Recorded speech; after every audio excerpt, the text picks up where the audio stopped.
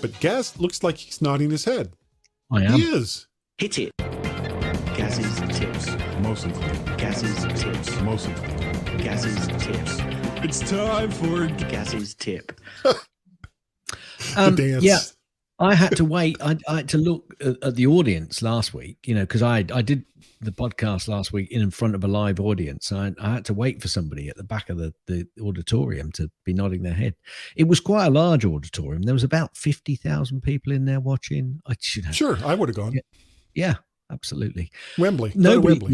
Nobody paid to go in. Anyway, do you ever get deep into a menu, then a sub-menu on your iOS device, and you want to go back without repeatedly hitting the back button, Guy? Well, press and hold the back button, and you'll see a list of previous menus. I think some people call it a stack menu list. And from here, you can go back to the first page or select any of the pages which appear. Nice. But hang on a minute. I've got another iOS tip. Okay. According to the orientation of your device, this is a cracker.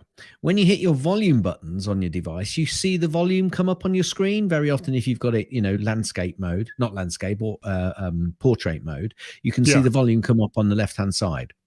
Well, if you press with your finger onto that volume, you can adjust it manually and very finely rather than it clipping up and down when you're hitting your side buttons. So when you see it come on, so you press your volume and it goes up or down. If you you put your finger on the volume, the white bit, which is you can see on the left-hand side, you can then move it up and down. In fact, I'm going to see if you can see this on the camera.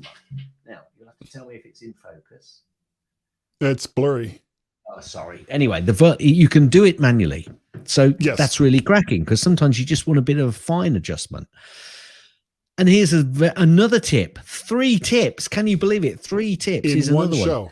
And it's similar to the previous one where you can grab the scroll bar, certainly in your Safari on your iOS device, and again, scroll manually using the scroll bar. It does move the screen faster and further up and down rather than just flicking the page, when you're scrolling up and down. If you can see the scroll bar, put your finger on it and grab it, then drag it up and down. Makes things a lot easier.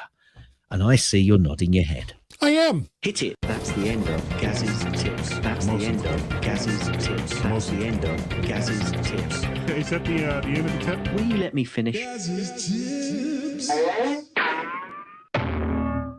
Gaz, you are absolutely right.